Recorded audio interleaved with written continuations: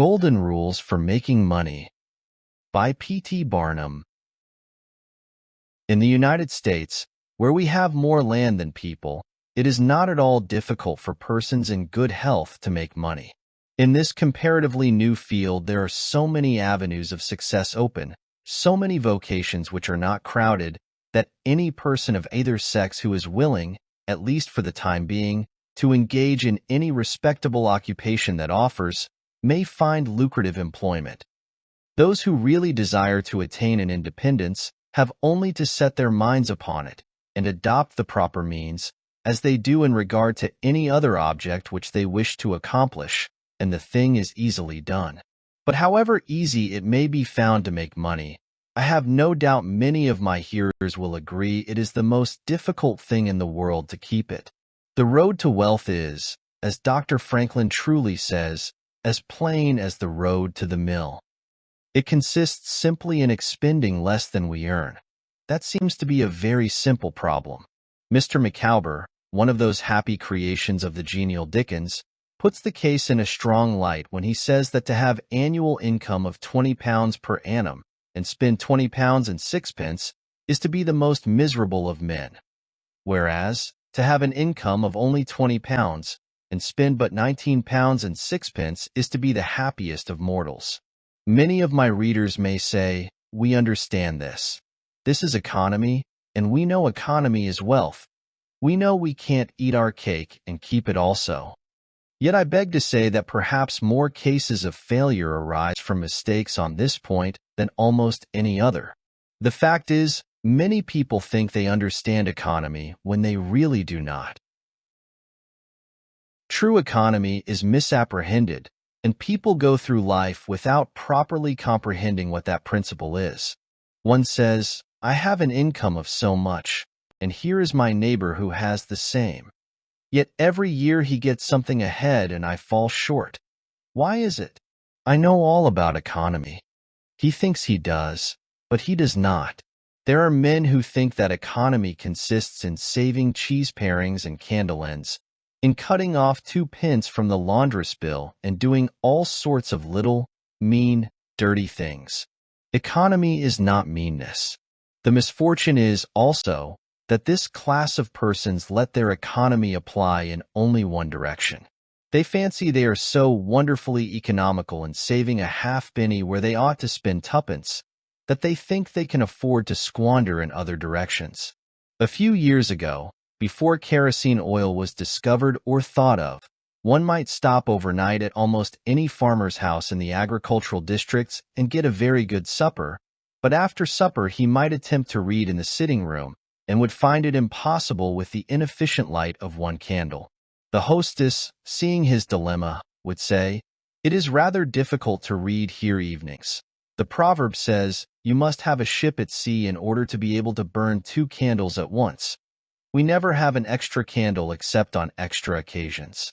These extra occasions occur, perhaps, twice a year." In this way the good woman saves $5, $6, or $10 in that time. But the information which might be derived from having the extra light would, of course, far outweigh a ton of candles. But the trouble does not end here. Feeling that she is so economical in tallow candies, she thinks she can afford to go frequently to the village and spend $20 or $30 for ribbons and furbelows, many of which are not necessary. This false connote may frequently be seen in men of business, and in those instances it often runs to writing paper. You find good businessmen who save all the old envelopes and scraps, and would not tear a new sheet of paper, if they could avoid it, for the world. This is all very well. They may in this way save $5 or $10 a year, but being so economical, only in note paper, they think they can afford to waste time, to have expensive parties, and to drive their carriages. This is an illustration of Dr. Franklin's saving at the spigot and wasting at the bunghole, penny wise and pound foolish. Punch, in speaking of this one idea class of people, says, "They are like the man who bought a penny herring for his family's dinner and then hired a coach and 4 to take it home." I never knew a man to succeed by practicing this kind of economy. True economy consists in always making the income exceed the outgo. Wear the old clothes a little longer if necessary. Dispense with the new pair of gloves. Mend the old dress. Live on plainer food if need be. So that, under all circumstances, unless some unforeseen accident occurs, there will be a margin in favor of the income. A penny here and a dollar there, placed at interest, goes on accumulating, and in this way the desired result is attained. It requires some training, perhaps, to accomplish this economy, but when once used to it, you will find there is more satisfaction in rational saving than in irrational spending. Here is a recipe which I recommend. I have found it to work an excellent cure for extravagance, and especially for mistaken economy. When you find that you have no surplus at the end of the year, and yet have a good income, I advise you to take a few sheets of paper and form them into a book and mark down every item of expenditure. Post it every day or week in 2 columns, one headed Necessaries or even Comforts, and the other headed Luxuries. And you will find that the latter column will be double, treble, and frequently 10 times greater than the former. The real comforts of life cost but a small portion of what most of us can earn. Dr. Franklin says, "It is the eyes of others and not our own eyes which ruin us." If all the world were blind except myself, I should not care for fine clothes or furniture. It is the fear of what Mrs. Grundy may say that keeps the noses of many worthy families to the grindstone. In America, many persons like to repeat, "We are all free and equal," but it is a great mistake in more senses than one. That we are born free and equal is a glorious truth in one sense, yet we are not all born equally rich, and we never shall be. One may say, "There is a man who has an income of $50,000 per annum, while I have but $1,000. I knew that fellow when he was poor like myself. Now he is rich and thinks he is better than I am. I will show him that I am as good as he is. I will go and buy a horse and buggy. No, I cannot do that, but I will go and hire one and ride this afternoon on the same road that he does, and thus prove to him that I am as good as he is." My friend, you need not take that trouble. You can easily prove that you are as good as he is. You have only to behave as well as he does, but you cannot make anybody believe that you are rich as he is.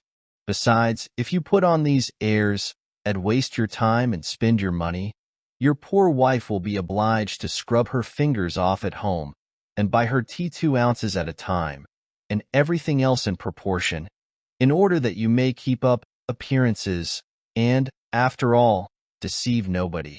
On the other hand, Mrs. Smith may say that her next-door neighbor married Johnson for his money, and everybody says so. She has a nice $1,000 camel's hair shawl, and she will make Smith get her an imitation one, and she will sit in a pew right next to her neighbor in church, in order to prove that she is her equal. My good woman, you will not get ahead in the world, if your vanity and envy thus take the lead. In this country, where we believe the majority ought to rule, we ignore that principle in regard to fashion, and let a handful of people, calling themselves the aristocracy, run up a false standard of perfection, and in endeavoring to rise to that standard, we constantly keep ourselves poor, all the time digging away for the sake of outside appearances. How much wiser to be a law unto ourselves and say, "We will regulate our outgo by our income, and lay up something for a rainy day." People ought to be as sensible on the subject of money-getting as on any other subject. Like causes produces like effects. You cannot accumulate a fortune by taking the road that leads to poverty. It needs no prophet to tell us that those who live fully up to their means, without any thought of a reverse in this life, can never attain a pecuniary independence. Men and women accustomed to gratify every whim and caprice will find it hard at first to cut down their various unnecessary expenses, and will feel it a great self-denial to live in a smaller house than they have been accustomed to, with less expensive furniture, less company, less costly clothing, fewer servants, a less number of balls, parties, theater goings, carriage ridings, pleasure excursions, cigar smokings, liquor drinkings, and other extravagances. But, after all, if they will try. The plan of laying by a nest egg, or, in other words, a small sum of money, at interest or judiciously invested in land, they will be surprised at the pleasure to be derived from constantly adding to their little pile, as well as from all the economical habits which are engendered by this course. The old suit of clothes and the old bonnet and dress will answer for another season. The croton or spring water taste better than champagne. A cold bath and a brisk walk will prove more exhilarating than a ride in the finest coach. A social chat, an evening's reading in the family circle, or an hour's play of Hunt the Slipper and Blind Man's Buff will be far more pleasant than a $50 or $500 party when the reflection on the difference in cost is indulged in by those who begin to know the pleasures of saving. Thousands of men are kept poor, and tens of thousands are made so after they have acquired quite sufficient to support them well through life, in consequence of laying their plans of living on too broad a platform. Some families expend $20,000 per annum, and some much more, and would scarcely know how to live on less, while others secure more solid enjoyment frequently on a 20th part of that amount. Prosperity is a more severe ordeal than adversity, especially sudden prosperity. Easy come, easy go, is an old and true proverb. A spirit of pride and vanity, when permitted to have full sway, is the undying cankerworm which gnaws the very vitals of a man's worldly possessions, let them be small or great, hundreds or millions. Many persons, as they begin to prosper, immediately expand their ideas and commence expending for luxuries, until in a short time their expenses swallow up their income, and they become ruined in their ridiculous attempts to keep up appearances and make a sensation. I know a gentleman of fortune who says that when he first began to prosper, his wife would have a new and elegant sofa. That sofa, he says, cost me $30,000. When the sofa reached the house, it was found necessary to get chairs to match, then sideboards, carpets, and tables to correspond with them, and so on through the entire stock of furniture. When at last it was found that the house itself was quite too small and old-fashioned for the furniture, and a new one was built to correspond with the new purchases, thus, added my friend, summing up an outlay of $30,000 caused by that single sofa and saddling on me, in the shape of servants, equipage, and the necessary expenses attendant upon keeping up a fine establishment, a yearly outlay of $11,000, and a tight pinch at that. Whereas 10 years ago, we lived with much more real comfort, because with much less care, on as many hundreds. The truth is, he continued, that sofa would have brought me to inevitable bankruptcy, had not a most unexampled title to prosperity kept me above it, and had I not checked the natural desire to cut a dashed. The foundation of success in life is good health. That is the substratum fortune. It is also the basis of happiness. A person cannot accumulate a fortune very well when he is sick. He has no ambition, no incentive, no force. Of course, there are those who have bad health and cannot help it. You cannot expect that such persons can accumulate wealth, but there are a great many in poor health who need not be so. If, then, sound health is the foundation of success and happiness in life, how important it is that we should study the laws of health, which is but another expression for the laws of nature. The nearer we keep to the laws of nature, the nearer we are to good health, and yet how many persons there are who pay no attention to natural laws, but absolutely transgress them, even against their own natural inclination. We ought to know that this sin of ignorance is never winked at in regard to the violation of nature's laws. Their infraction always brings the penalty. A child may thrust its finger into the flames without knowing it will burn, and so suffers. Repentance, even, will not stop the smart. Many of our ancestors knew very little about the principle of ventilation. They did not know much about oxygen, whatever other jinn they might have been acquainted with. And consequently they built their houses with little 7 by 9 feet bedrooms, and these good old pious Puritans would lock themselves up in one of these cells, say their prayers, and go to bed.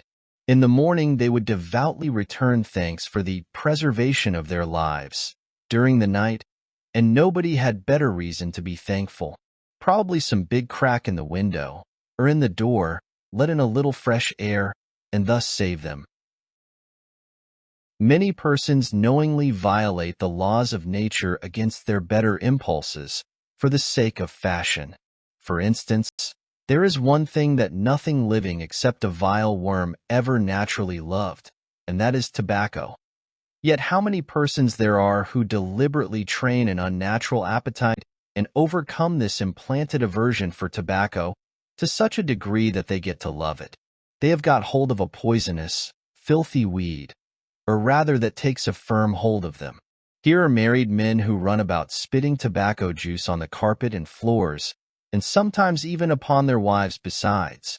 They do not kick their wives out of doors like drunken men, but their wives, I have no doubt, often wish they were outside of the house. Another perilous feature is that this artificial appetite, like jealousy, grows by what it feeds on. When you love that which is unnatural, a stronger appetite is created for the hurtful thing than the natural desire for what is harmless. There is an old proverb which says that habit is second nature, but an artificial habit is stronger than nature. Take, for instance, an old tobacco chewer. His love for the quid is stronger than his love for any particular kind of food. He can give up roast beef easier than give up the weed. Young lads regret that they are not men. They would like to go to bed boys and wake up men. And to accomplish this, they copy the bad habits of their seniors. Little Tommy and Johnny see their fathers or uncles smoke a pipe, and they say, "If I could only do that, I would be a man too. Uncle John has gone out and left his pipe of tobacco. Let us try it." They take a match and light it, and then puff away. "We will learn to smoke. Do you like it, Johnny?" That lad dolefully replies, "Not very much. It tastes bitter." By and by he grows pale, but he persists, and he soon offers up a sacrifice on the altar of fashion.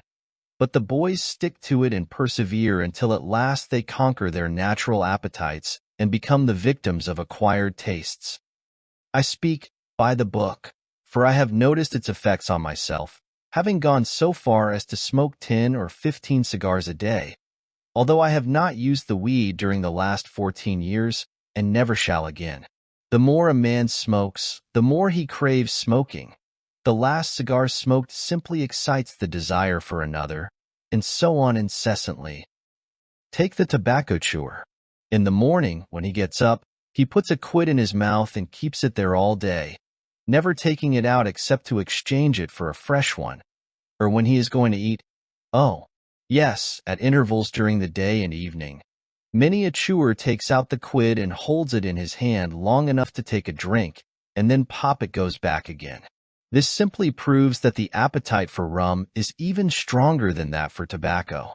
When the tobacco chewer goes to your country seat and you show him your grapery and fruit house and the beauties of your garden, when you offer him some fresh, ripe fruit and say, "My friend, I have got here the most delicious apples and pears and peaches and apricots.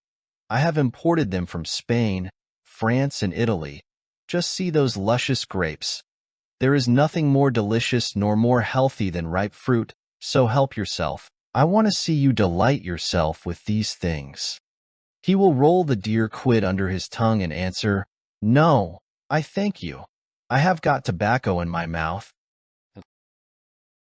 His palate has become narcotized by the noxious weed, and he has lost, in a great measure, the delicate and enviable taste for fruits. This shows what expensive, useless, and injurious habits men will get into. I speak from experience. I have smoked until I trembled like an aspen leaf. The blood rushed to my head, and I had a palpitation of the heart which I thought was heart disease, till I was almost killed with fright. When I consulted my physician, he said, break off tobacco using. I was not only injuring my health and spending a great deal of money, but I was setting a bad example. I obeyed his counsel. No young man in the world ever looked so beautiful as he thought he did, behind a 15-cent cigar or a meerschaum. These remarks apply with tenfold force to the use of intoxicating drinks. To make money requires a clear brain. A man has got to see that 2 and 2 make 4. He must lay all his plans with reflection and forethought, and closely examine all the details and the ins and outs of business, as no man can succeed in business unless he has a brain to enable him to lay his plans and reason to guide him in their execution. So, no matter how bountifully a man may be blessed with intelligence, if the brain is muddled and his judgment warped by intoxicating drinks, it is impossible for him to carry on business successfully. How many good opportunities have passed, never to return, while a man was sipping a social glass with his friend? How many foolish bargains have been made under the influence of the nervine, which temporarily makes its victim think he is rich? How many important chances have been put off until tomorrow, and then forever, because the wine cup has thrown the system into a state of lassitude, neutralizing the energies so essential to success in business? Verily, wine is a mocker. The use of intoxicating drinks as a beverage is as much an infatuation as is the smoking of opium by the Chinese, and the former is quite as destructive to the success of the businessman as the latter. It is an unmitigated evil, utterly indefensible in the light of philosophy, religion, or good sense. It is the parent of nearly every other evil in our country. Don't mistake your vocation. The safest plan, and the one most sure of success for the young man starting in life, is to select the vocation which is most congenial to his tastes. Parents and guardians are often quite too negligent in regard to this. It's very common for a father to say, for example, "I have 5 boys. I will make Billy a clergyman, John a lawyer, Tom a doctor, and Dick a farmer." He then goes into town and looks about to see what he will do with Sammy. He returns home and says, "Sammy, I see watchmaking is a nice genteel business. I think I will make you a goldsmith." He does this, regardless of Sam's natural inclinations or genius. We are all, no doubt, born for a wise purpose. There is as much diversity in our brains as in our countenances. Some are born natural mechanics, while some have great aversion to machinery. Let a dozen boys of 10 years get together, and you will soon observe 2 or 3 are whittling out some ingenious device, working with locks or complicated machinery. When they were but 5 years old, their father could find no toy to please them like a puzzle. They are natural mechanics, but the other 8 or 9 boys have different aptitudes. I belong to the latter class. I never had the slightest love for mechanism. On the contrary, I have a sort of abhorrence for complicated machinery. I never had ingenuity enough to whittle a cider tap so it would not leak. I never could make a pen that I could write with, or understand the principle of a steam engine. If a man was to take such a boy as I was, and attempt to make a watchmaker of him, the boy might, after an apprenticeship of 5 or 7 years, be able to take apart and put together a watch. But all through life he would be working uphill and seizing every excuse for leaving his work and idling away his time. Watchmaking is repulsive to him. Unless a man enters upon the vocation intended for him by nature, and best suited to his peculiar genius, he cannot succeed. I am glad to believe that the majority of persons do find their right vocation. Yet we see many who have mistaken their calling, from the blacksmith up, or down, to the clergyman. You will see, for instance, that extraordinary linguist, the learned blacksmith, who ought to have been a teacher of languages, and you may have seen lawyers, doctors, and clergymen who were better fitted by nature for the anvil or the lapstone. Select the right location. After securing the right vocation, you must be careful to select the proper location. You may have been cut out for a hotel keeper, And they say it requires a genius to know how to keep a hotel. You might conduct a hotel like clockwork and provide satisfactorily for 500 guests every day. Yet, if you should locate your house in a small village where there is no railroad communication or public travel, the location would be your ruin. It is equally important that you do not commence business where there are already enough to meet all demands in the same occupation. I remember a case which illustrates this subject. When I was in London in 1858, I was passing down Holborn with an English friend and came to the penny shows. They had immense cartoons outside, portraying the wonderful curiosities to be seen, all for a penny. Being a little in the show line myself, I said, "Let us go in here." We soon found ourselves in the presence of the illustrious showman, and he proved to be the sharpest man in that line I had ever met. He told us some extraordinary stories in reference to his bearded ladies, his albinos, and his armadillos, which we could hardly believe, but thought it better to believe it than look after the proof. He finally begged to call our attention to some wax statuary, and showed us a lot of the dirtiest and filthiest wax figures imaginable.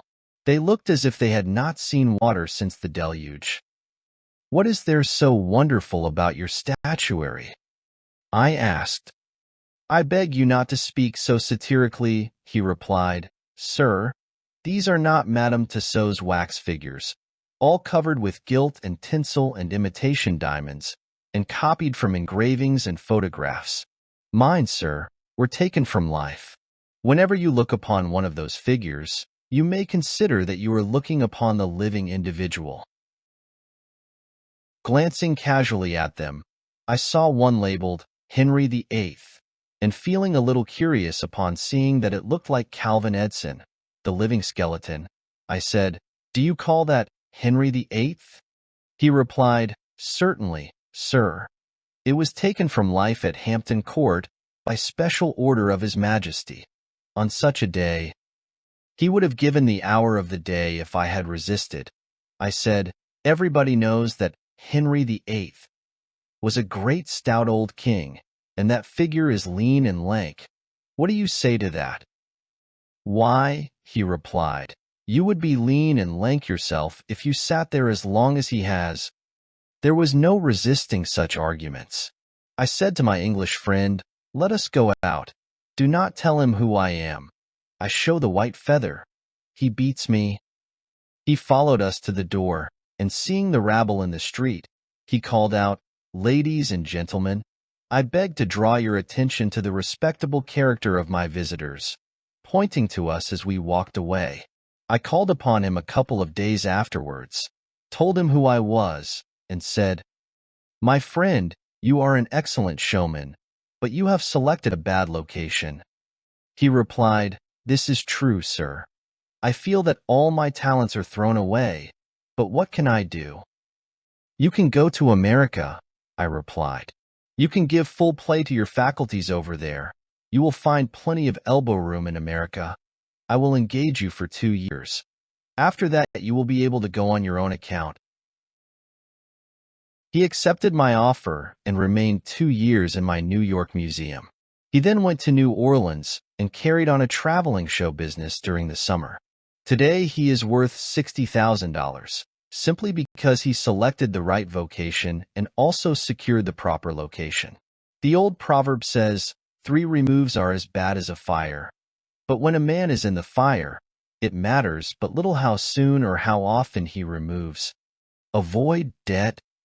Young men starting in life should avoid running into debt. There is scarcely anything that drags a person down like debt.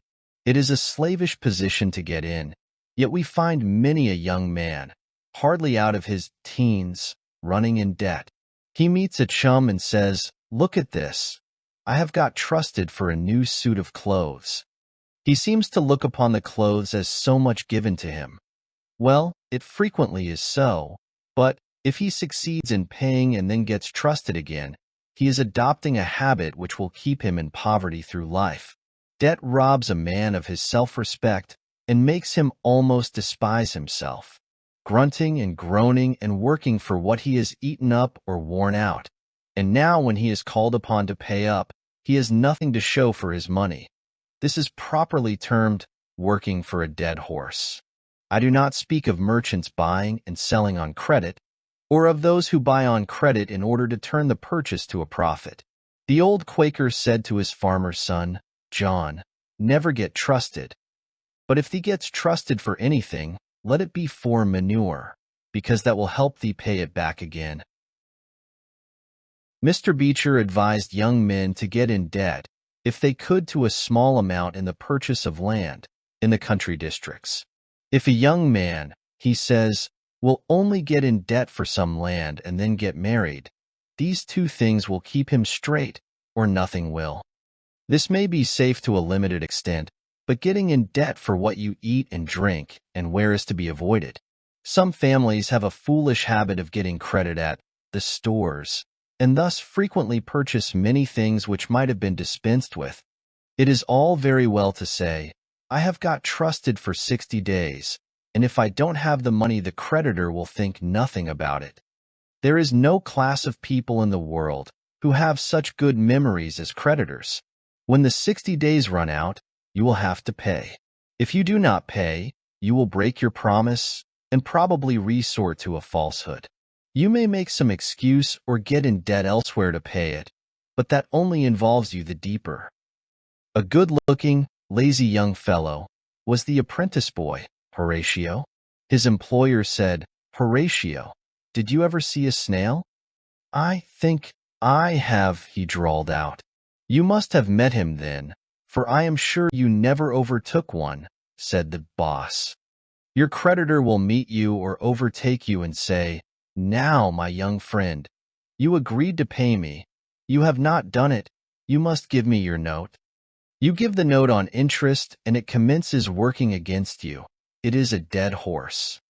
The creditor goes to bed at night and wakes up in the morning better off than when he retired to bed, because his interest has increased during the night, but you grow poorer while you are sleeping, for the interest is accumulating against you.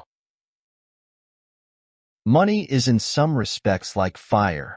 It is a very excellent servant, but a terrible master, when you have it mastering you. When interest is constantly piling up against you, it will keep you down in the worst kind of slavery. But let money work for you, and you have the most devoted servant in the world. It is no, I servant. There is nothing animate or inanimate that will work so faithfully as money when placed at interest, well secured. It works night and day, and in wet or dry weather. I was born in the blue law state of Connecticut, where the old Puritans had laws so rigid that it was said, they fined a man for kissing his wife on Sunday. Yet these rich old Puritans would have thousands of dollars at interest, and on Saturday night would be worth a certain amount. On Sunday, they would go to church and perform all the duties of a Christian.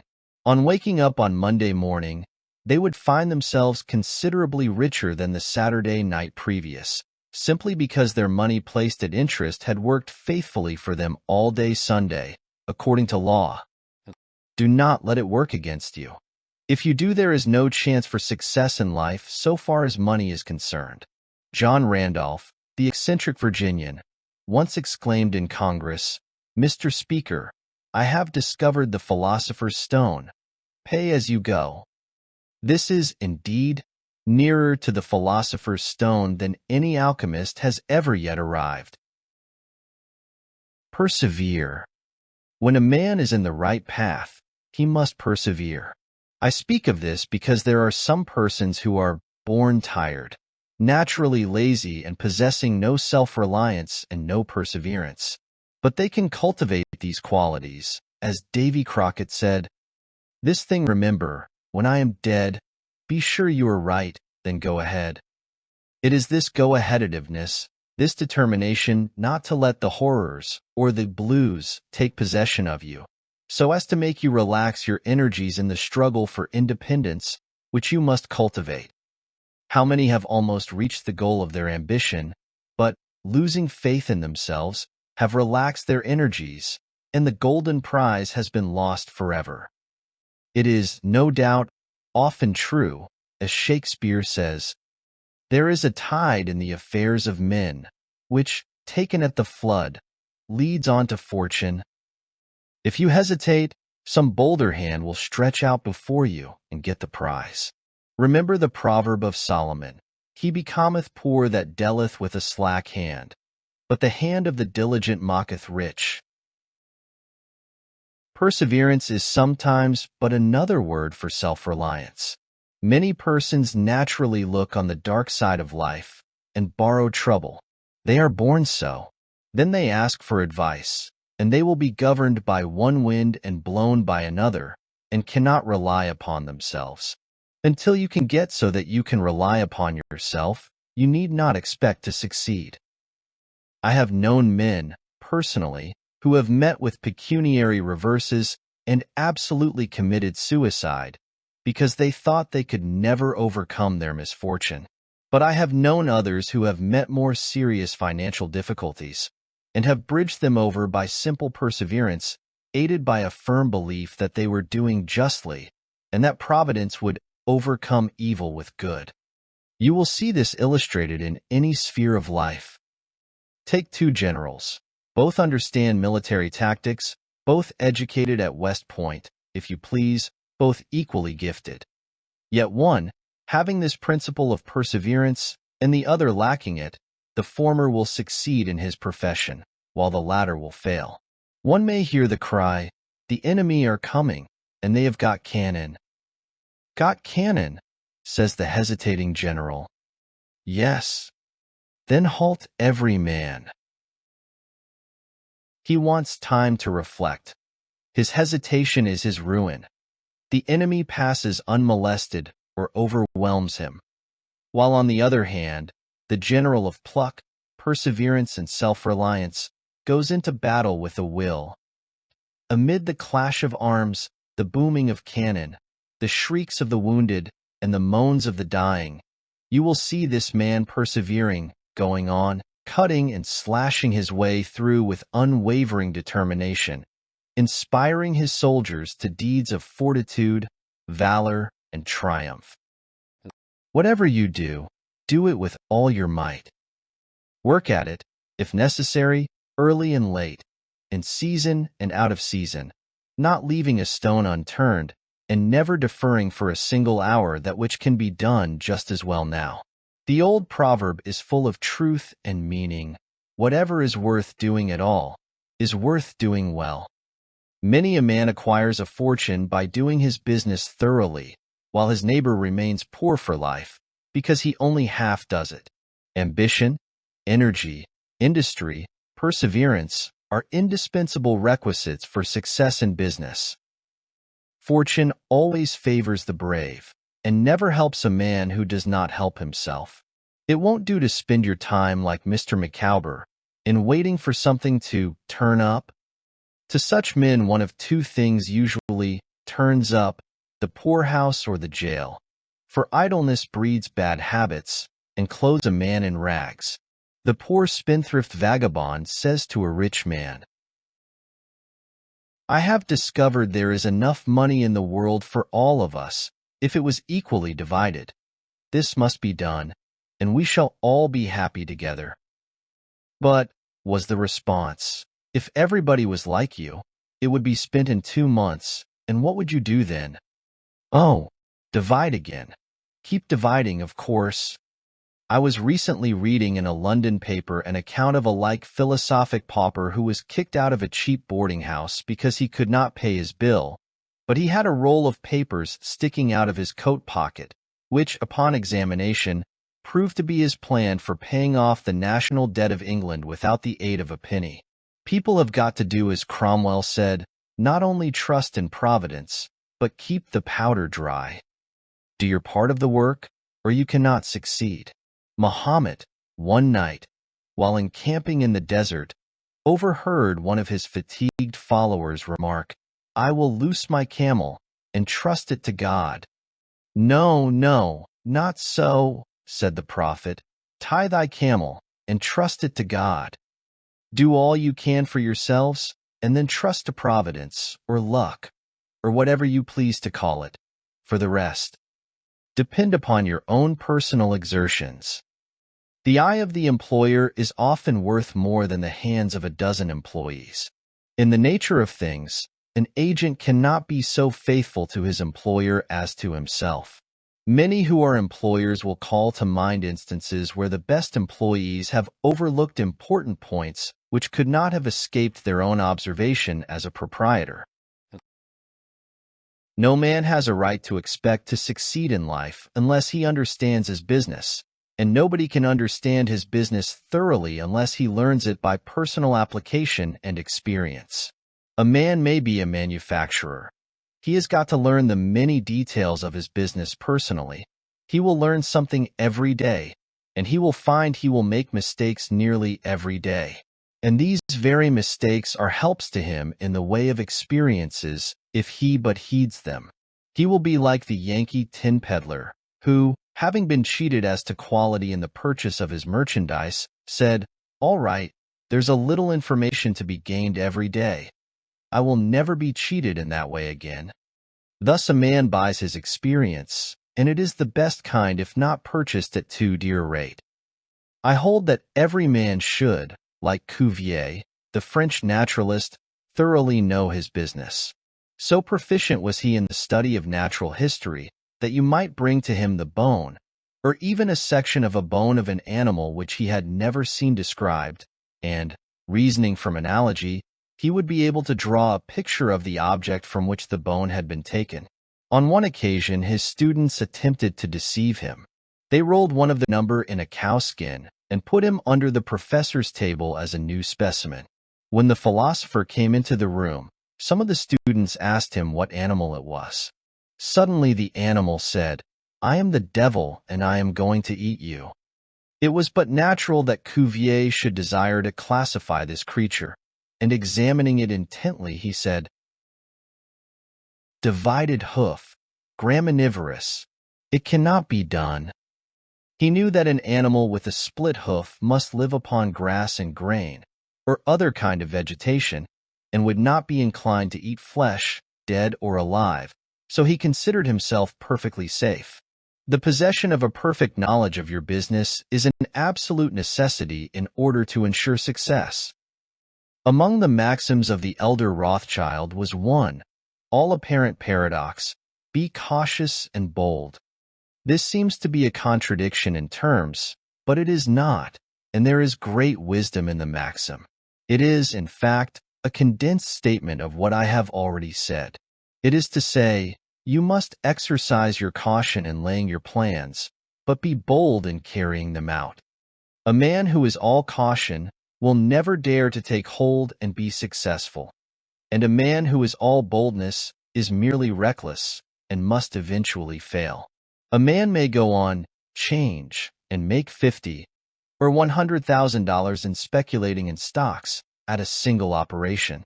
But if he has simple boldness without caution, it is mere chance, and what he gains today he will lose tomorrow. You must have both the caution and the boldness to ensure success. The Rothschilds have another maxim: never have anything to do with an unlucky man or place. That is to say, never have anything to do with a man or place which never succeeds, because although a man may appear to be honest and intelligent, yet if he tries this or that thing and always fails, it is on account of some fault or infirmity that you may not be able to discover, but nevertheless which must exist. There is no such thing in the world as luck. There never was a man who could go out in the morning and find a purse full of gold in the street today, and another tomorrow, and so on, day after day. He may do so once in his life, but so far as mere luck is concerned, he is as liable to lose it as to find it. Like causes produce like effects. If a man adopts the proper methods to be successful, luck will not prevent him. If he does not succeed, there are reasons for it, although perhaps he may not be able to see them. Use the best tools. Men and engaging employees should be careful to get the best. Understand, you cannot have two good tools to work with, and there is no tool you should be so particular about as living tools. If you get a good one, it is better to keep him than keep changing. He learns something every day, and you are benefited by the experience he acquires. He is worth more to you this year than last, and he is the last man to part with, provided his habits are good, and he continues faithful. If, as he gets more valuable, he demands an exorbitant increase of salary, on the supposition that you can't do without him, let him go. Whenever I have such an employee, I always discharge him. First, to convince him that his place may be supplied, and second, because he is good for nothing if he thinks he is invaluable and cannot be spared. But I would keep him, if possible, in order to profit from the result of his experience. An important element in an employee is the brain. You can see bills up, hands wanted, but hands are not worth a great deal without heads. Mr. Beecher illustrates this in this wise. An employee offers his services by saying, "I have a pair of hands, and one of my fingers thinks." "That is very good," says the employer. Another man comes along and says, "He has two fingers that think." "Ah, that is better." But a third calls in and says that all his fingers and thumbs think. "That is better still." Finally, another steps in and says, "I have a brain that thinks. I think all over. I am a thinking as well as a working man." "You are the man I want," says the delighted employer. Those men who have brains and experience are therefore the most valuable and not to be readily parted with. It is better for them, as well as yourself, to keep them at reasonable advances in their salaries from time to time. Don't get above your business. Young men, after they get through their business training or apprenticeship, instead of pursuing their avocation and rising in their business, will often lie about doing nothing. They say, "I have learned my business, but I am not going to be a hireling. What is the object of learning my trade or profession unless I establish myself?" Have you capital to start with? No, but I am going to have it. How are you going to get it? I will tell you confidentially. I have a wealthy old aunt, and she will die pretty soon. But if she does not, I expect to find some rich old man who will lend me a few thousands to give me a start. If I only get the money to start with, I will do well. There is no greater mistake than when a young man believes he will succeed with borrowed money. Why? Because every man's experience coincides with that of Mr. Astor, who said, it was more difficult for him to accumulate his first $1,000 than all the succeeding millions that made up his colossal fortune. Money is good for nothing unless you know the value of it by experience. Give a boy $20,000 and put him in business, and the chances are that he will lose every dollar of it before he is a year older. Like buying a ticket in the lottery and drawing a prize, it is easy come, easy go.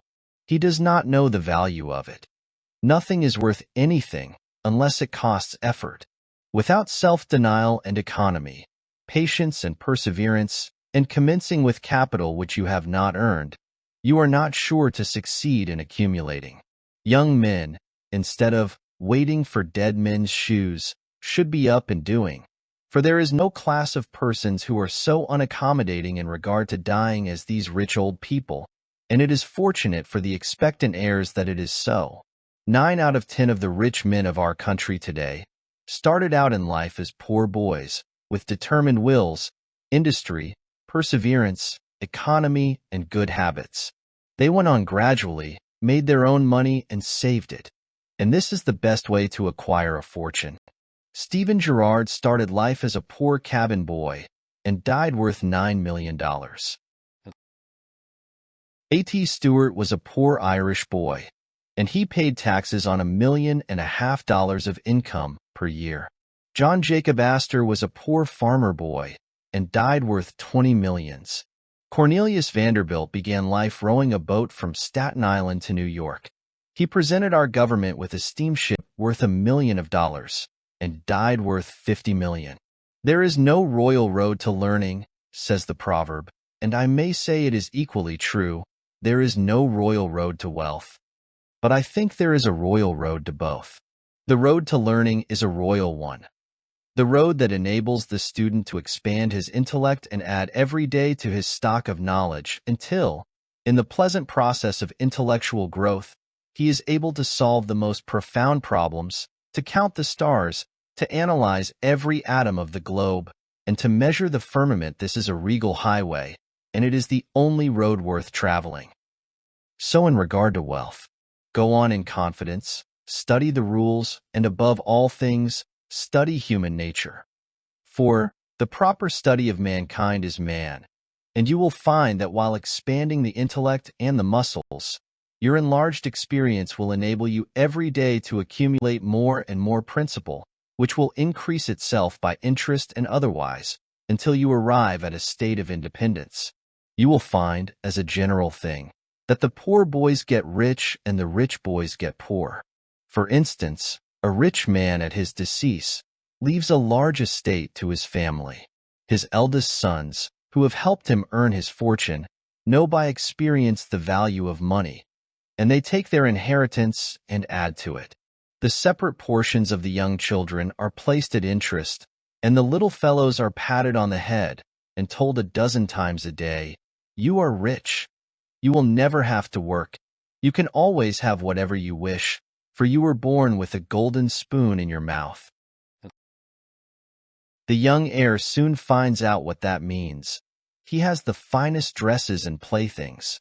He is crammed with sugar candies and almost killed with kindness. And he passes from school to school, petted and flattered. He becomes arrogant and self-conceited, abuses his teachers, and carries everything with a high hand. He knows nothing of the real value of money, having never earned any, but he knows all about the golden spoon business. At college, he invites his poor fellow students to his room, where he wines and dines them. He is cajoled and caressed, and called a glorious good fellow, because he is so lavish of his money. He gives his game suppers, drives his fast horses, invites his chums to fetes and parties, determined to have lots of good times. He spends the night in frolics and debauchery, and leads off his companions with the familiar song, "We won't go home till morning." He gets them to join him in pulling down signs, taking gates from their hinges, and throwing them into backyards and horse ponds. If the police arrest them, he knocks them down, is taken to the lockup, and joyfully foots the bills.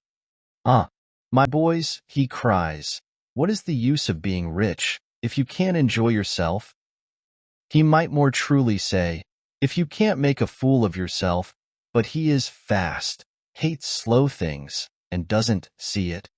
Young men loaded down with other people's money are almost sure to lose all they inherit, and they acquire all sorts of bad habits which, in the majority of cases, ruin them in health, purse, and character.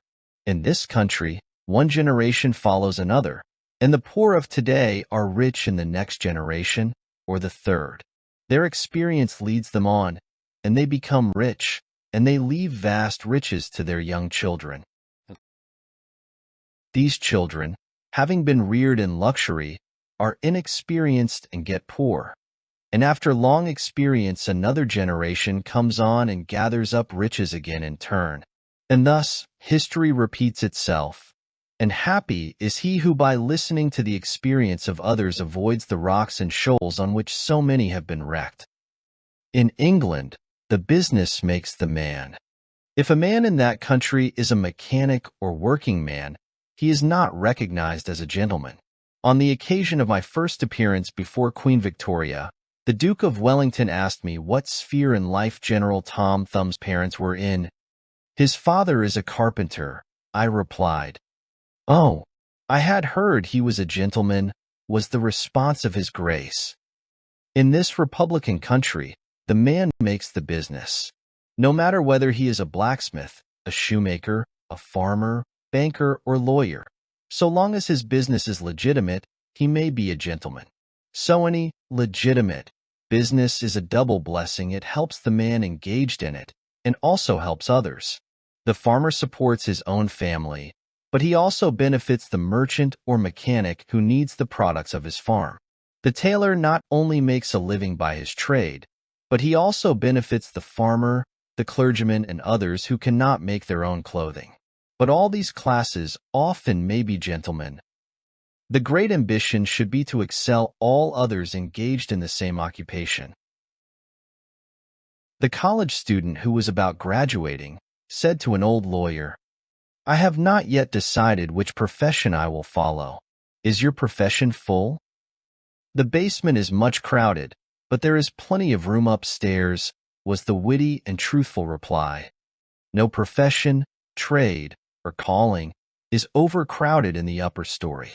Wherever you find the most honest and intelligent merchant or banker, or the best lawyer, the best doctor, the best clergyman, the best shoemaker, carpenter, or anything else, that man is most sought for and has always enough to do. As a nation, Americans are too superficial. They are striving to get rich quickly and do not generally do their business as substantially and thoroughly as they should. But whoever excels all others in his own line, if his habits are good and his integrity undoubted, cannot fail to secure abundant patronage and the wealth that naturally follows.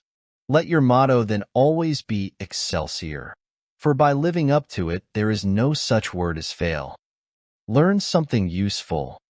Every man should make his son or daughter learn some useful trade or profession, so that in these days of changing fortunes, of being rich today and poor tomorrow, they may have something tangible to fall back upon.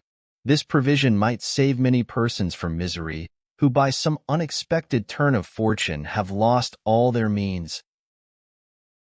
Let hope predominate, but be not too visionary. Many persons are always kept poor because they are too visionary. Every project looks to them like certain success, and therefore they keep changing from one business to another, always in hot water, always under the harrow. The plan of counting the chickens before they are hatched is an error of ancient date, but it does not seem to improve by age. Do not scatter your powers. Engage in one kind of business only, and stick to it faithfully until you succeed, or until your experience shows that you should abandon it. A constant hammering on one nail will generally drive it home at last, so that it can be clinched. When a man's undivided attention is centered on one object, his mind will constantly be suggesting improvements of value, which would escape him if his brain was occupied by a dozen different subjects at once. Many a fortune has slipped through a man's fingers because he was engaged in too many occupations at a time. There is good sense in the old caution against having too many irons in the fire at once. Be systematic. Men should be systematic in their business. A person who does business by rule, having a time and place for everything, doing his work promptly, will accomplish twice as much and with half the trouble of him who does it carelessly and slipshod.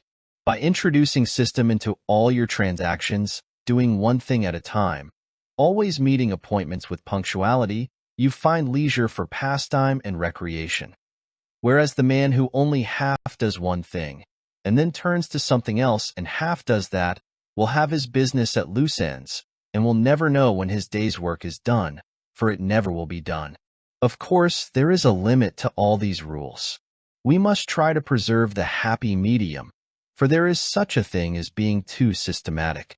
There are men and women, for instance, who put away things so carefully that they can never find them again.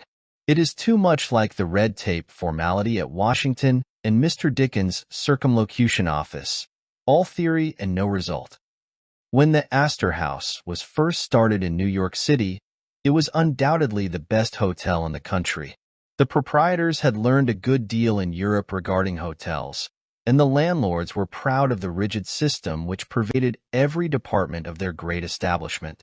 When 12 o'clock at night had arrived, and there were a number of guests around, one of the proprietors would say, "Touch that bell, John," and in 2 minutes 60 servants, with a water bucket in each hand, would present themselves in the hall. "This," said the landlord, addressing his guests, "is our fire bell. It will show you we are quite safe here. We do everything systematically." This was before the Croton water was introduced into the city, but they sometimes carried their system too far. On one occasion, when the hotel was thronged with guests, one of the waiters was suddenly indisposed, and although there were 50 waiters in the hotel, the landlord thought he must have his full complement, or his system would be interfered with. Just before dinner time, he rushed downstairs and said, "There must be another waiter. I am one waiter short. What can I do?" He happened to see Boots, the Irishman. "Pat," said he, "wash your hands and face. Take that white apron and come into the dining room in 5 minutes." Presently Pat appeared as required, and the proprietor said, "Now, Pat, you must stand behind these 2 chairs and wait on the gentleman who will occupy them. Did you ever act as a waiter?" "I know all about it, sure, but I never did it." Like the Irish pilot, on one occasion when the captain, thinking he was considerably out of his course, asked, "Are you certain you understand what you are doing?" Pat replied, "Sure, and I knows every rock in the channel." That moment, bang, thumped the vessel against a rock. "Be jabers, and that is one of 'em," continued the pilot. But to return to the dining room. "Pat," said the landlord, "here we do everything systematically.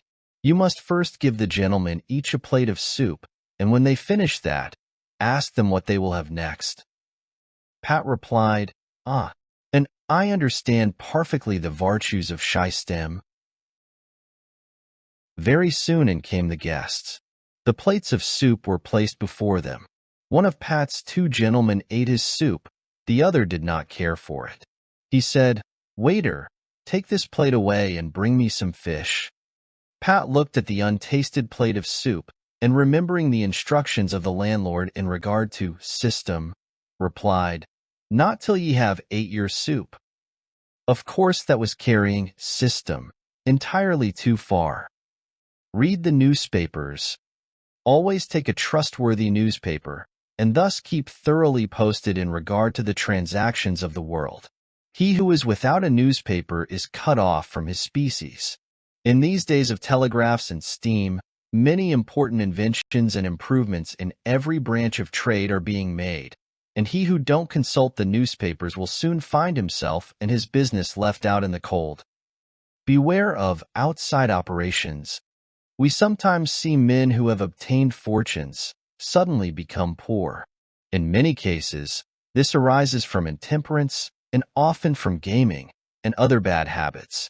Frequently it occurs because a man has been engaged in outside operations of some sort. When he gets rich in his legitimate business, he is told of a grand speculation where he can make a score of thousands. He is constantly flattered by his friends, who tell him that he is born lucky, that everything he touches turns into gold.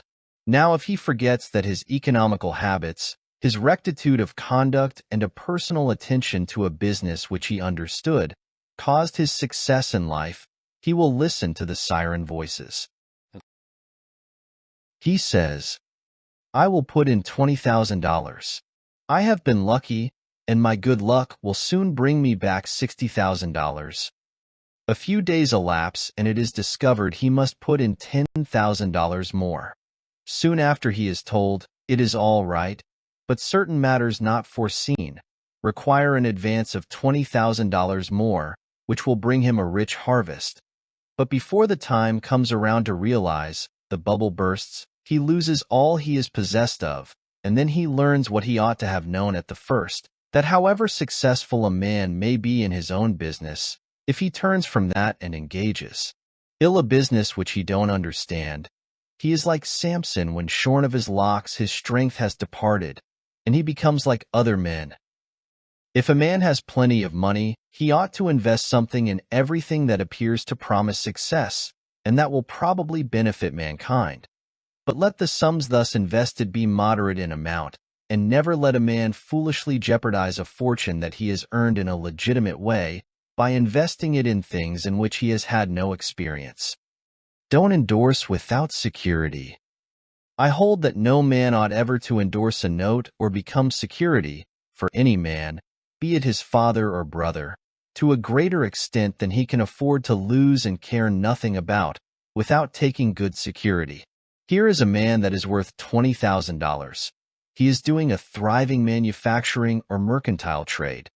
You are retired and living on your money. He comes to you and says, "You are aware that I am worth $20,000 and don't owe a dollar. If I had $5,000 in cash, I could purchase a particular lot of goods and double my money in a couple of months. Will you endorse my note for that amount?" You reflect that he is worth $20,000, and you incur no risk by endorsing his note. You like to accommodate him, and you lend your name without taking the precaution of getting security. Shortly after, he shows you the note with your endorsement canceled and tells you, probably truly, that he made the profit that he expected by the operation. You reflect that you have done a good action, and the thought makes you feel happy. By and by, the same thing occurs again and you do it again. You have already fixed the impression in your mind that it is perfectly safe to endorse his notes without security. But the trouble is, this man is getting money too easily. He has only to take your note to the bank, get it discounted, and take the cash. He gets money for the time being without effort, without inconvenience to himself. Now mark the result. He sees a chance for speculation outside of his business. A temporary investment of only $10,000 is required. It is sure to come back before a note at the bank would be due. He places a note for that amount before you. You sign it almost mechanically, being firmly convinced that your friend is responsible and trustworthy. You endorse his notes as a matter of course. Unfortunately, the speculation does not come to a head quite so soon as was expected, and another $10,000 note must be discounted to take up the last one when due. Before this note matures, the speculation has proved an utter failure, and all the money is lost. Does the loser tell his friend, the endorser, that he has lost half of his fortune? Not at all. He don't even mention that he has speculated at all. But he has got excited. The spirit of speculation has seized him. He sees others making large sums in this way. We seldom hear of the losers, and, like other speculators, he looks for his money where he loses it. He tries again. Endorsing notes has become chronic with you, and at every loss he gets your signature for whatever amount he wants. Finally, you discover your friend has lost all of his property and all of yours. You are overwhelmed with astonishment and grief, and you say, "It is a hard thing. My friend here has ruined me," but you should add, "I have also ruined him." If you had said in the first place, "I will accommodate you, but I never endorse without taking ample security," he could not have gone beyond the length of his tether, and he would never have been tempted away from his legitimate business. It is a very dangerous thing, therefore, at any time, to let people get possession of money too easily. It tempts them to hazardous speculations, if nothing more. Solomon truly said, "He that hateth suretyship is sure." So with the young man starting in business, let him understand the value of money by earning it. When he does understand its value, then grease the wheels a little in helping him to start business. But remember, men who get money with too great facility cannot usually succeed. You must get the first dollars by hard knocks, and at some sacrifice, in order to appreciate the value of those dollars. Advertise your business. We all depend, more or less, upon the public for our support. We all trade with the public: lawyers, doctors, shoemakers, artists, blacksmiths, showmen, opera stagers, railroad presidents, and college professors. Those who deal with the public must be careful that their goods are valuable, that they are genuine, and will give satisfaction. When you get an article which you know is going to please your customers, and that when they have tried it, they will feel they have got their money's worth, then let the fact be known that you have got it. Be careful to advertise it in some shape or other, because it is evident that if a man has ever so good an article for sale, and nobody knows it, it will bring him no return. In a country like this, where nearly everybody reads, and where newspapers are issued and circulated in editions of 5,000 to 200,000, it would be very unwise if this channel was not taken advantage of to reach the public in advertising. A newspaper goes into the family, and is read by wife and children, as well as the head of the home. Hence, hundreds and thousands of people may read your advertisement while you are attending to your routine business. Many, perhaps, read it while you are asleep. The whole philosophy of life is first sow, then reap. That is the way the farmer does. He plants his potatoes and corn and sows his grain, and then goes about something else, and the time comes when he reaps. But he never reaps first and sows afterwards. This principle applies to all kinds of business, and to nothing more eminently than to advertising. If a man has a genuine article, there is no way in which he can reap more advantageously than by sowing to the public in this way. He must, of course, have a really good article, and one which will please his customers. Anything spurious will not succeed permanently because the public is wiser than many imagine. Men and women are selfish, and we all prefer purchasing where we can get the most for our money, and we try to find out where we can most surely do so. You may advertise a spurious article and induce many people to call and buy at once, but they will denounce you as an impostor and swindler, and your business will gradually die out and leave you poor. This is right. Few people can safely depend upon chance custom. You all need to have your customers return and purchase again. A man said to me, "I have tried advertising and did not succeed, yet I have a good article." I replied, "My friend, there may be exceptions to a general rule, but how do you advertise?" I put it in a weekly newspaper 3 times and paid $1.50 for it. I replied, "Sir, advertising is like learning. A little is a dangerous thing." A French writer says that the reader of a newspaper does not see the first mention of an ordinary advertisement, the second insertion he sees, but does not read. The third insertion he reads, the fourth insertion, he looks at the price. The fifth insertion, he speaks of it to his wife. The sixth insertion, he is ready to purchase, and the seventh insertion, he purchases. Your object in advertising is to make the public understand what you have got to sell, and if you have not the pluck to keep advertising until you have imparted that information, all the money you have spent is lost. You are like the fellow who told the gentleman if he would give him 10 cents it would save him $1. "How can I help you so much with so small a sum?" asked the gentleman in surprise. "I started out this morning," hiccuped the fellow, "with the full determination to get drunk, and I have spent my only $1 to accomplish the object, and it has not quite done it. 10 cents worth more of whiskey would just do it, and in this manner I should save the $1 already expended."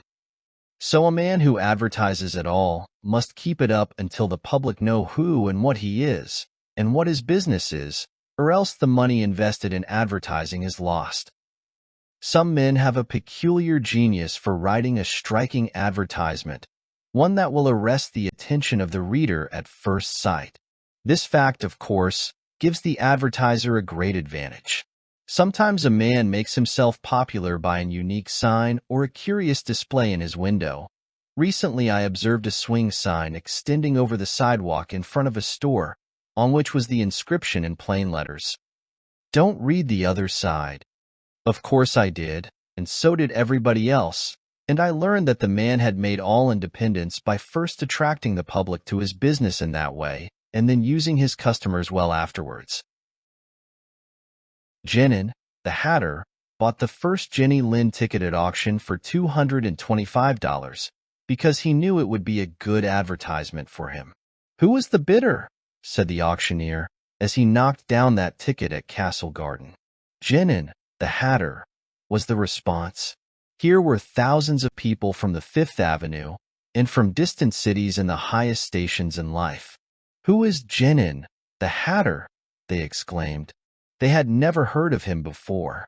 The next morning, the newspapers and telegraph had circulated the facts from Maine to Texas, and from 5 to 10 millions of people had read that the tickets sold at auction for Jenny Lind's first concert amounted to about $20,000, and that a single ticket was sold at $225 to Genin, the hatter. Men throughout the country involuntarily took off their hats to see if they had a Genin hat on their heads. At a town in Iowa, it was found that in the crowd around the post office, there was one man who had a genin hat, and he showed it in triumph, although it was worn out and not worth 2 cents. "Why," one man exclaimed, "you have a real genin hat. What a lucky fellow you are." Another man said, "Hang on to that hat. It will be a valuable heirloom in your family." Still another man in the crowd, who seemed to envy the possessor of this good fortune, said, "Come, give us all a chance. Put it up at auction." He did so, and it was sold as a keepsake for $9.50. What was the consequence to Mr. Genin? He sold 10,000 extra hats per annum the first 6 years. 9/10 of the purchasers bought of him, probably out of curiosity, and many of them, finding that he gave them an equivalent for their money, became his regular customers. This novel advertisement first struck their attention, and then, as he made a good article, they came again. Now, I don't say that everybody should advertise as Mr. Genin did, but I say if a man has got goods for sale, and he don't advertise them in some way, the chances are that someday the sheriff will do it for him.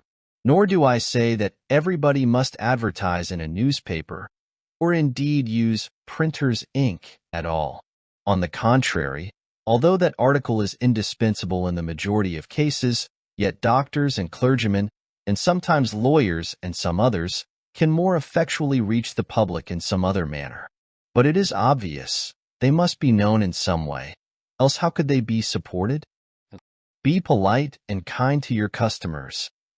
Politeness and civility are the best capital ever invested in business. Large stores, gilt signs, flaming advertisements will all prove unavailing if you or your employees treat your patrons abruptly. The truth is, the more kind and liberal a man is, the more generous will be the patronage bestowed upon him. Like begets like. The man who gives the greatest amount of goods of a corresponding quality for the least sum, still reserving for himself a profit, will generally succeed best in the long run. This brings us to the golden rule: as ye would that men should do to you, do ye also to them. And they will do better by you than if you always treated them as if you wanted to get the most you could out of them for the least return. Men who drive sharp bargains with their customers, acting as if they never expected to see them again, will not be mistaken. They will never see them again as customers. People don't like to pay and get kicked also. One of the ushers in my museum once told me he intended to whip a man who was in the lecture room as soon as he came out. "What for?" I inquired. "Because he said I was no gentleman," replied the usher. "Never mind," I replied. "He pays for that, and you will not convince him you are a gentleman by whipping him. I cannot afford to lose a customer. If you whip him, he will never visit the museum again, and he will induce friends to go with him to other places of amusement instead of this, and thus you see, I should be a serious loser." "But he insulted me," muttered the usher. "Exactly," I replied, "and if he owned the museum, and you had paid him for the privilege of visiting it, and he had then insulted you, there might be some reason in your resenting it, but in this instance he is the man who pays, while we receive, and you must therefore put up with his bad manners." My usher laughingly remarked that this was undoubtedly the true policy, but he added that he should not object to an increase of salary if he was expected to be abused in order to promote my interest. Be charitable. Of course, men should be charitable, because it is a duty and a pleasure. But even as a matter of policy, if you possess no higher incentive, you will find that the liberal man will command patronage, while the sordid, uncharitable miser will be avoided. Solomon says, "There is that scattereth and yet increaseth, and there is that withholdeth more than meet, but it tendeth to poverty." Of course, the only true charity is that which is from the heart. The best kind of charity is to help those who are willing to help themselves. Promiscuous almsgiving, without inquiring into the worthiness of the applicant, is bad in every sense. But to search out and quietly assist those who are struggling for themselves is the kind that scattereth and yet increaseth. But don't fall into the idea that some persons practice of giving a prayer instead of a potato and a benediction instead of bread to the hungry. It is easier to make Christians with full stomachs than empty. Don't blab. Some men have a foolish habit of telling their business secrets. If they make money, they like to tell their neighbors how it was done. Nothing is gained by this, and oftentimes much is lost. Say nothing about your profits, your hopes, your expectations, your intentions. And this should apply to letters as well as to conversation. Goethe makes Mephistopheles say, "Never write a letter nor destroy one." Businessmen must write letters, but they should be careful what they put in them. If you are losing money, be specially cautious and not tell of it, or you will lose your reputation. Preserve your integrity. It is more precious than diamonds or rubies. The old miser said to his sons, "Get money. Get it honestly if you can, but get money." This advice was not only atrociously wicked, but it was the very essence of stupidity. It was as much as to say, if you find it difficult to obtain money honestly, you can easily get it dishonestly. Get it in that way. Poor fool. Not to know that the most difficult thing in life is to make money dishonestly. Not to know that our prisons are full of men who attempted to follow this advice. Not to understand that no man can be dishonest without soon being found out, and that when his lack of principle is discovered, nearly every avenue to success is closed against him forever. The public very properly shun all whose integrity is doubted. No matter how polite and pleasant and accommodating a man may be, none of us dare to deal with him if we suspect false weights and measures. Strict honesty not only lies at the foundation of all success in life, financially, but in every other respect. Uncompromising integrity of character is invaluable. It secures to its possessor a peace and joy which cannot be attained without it, which no amount of money or houses and lands can purchase.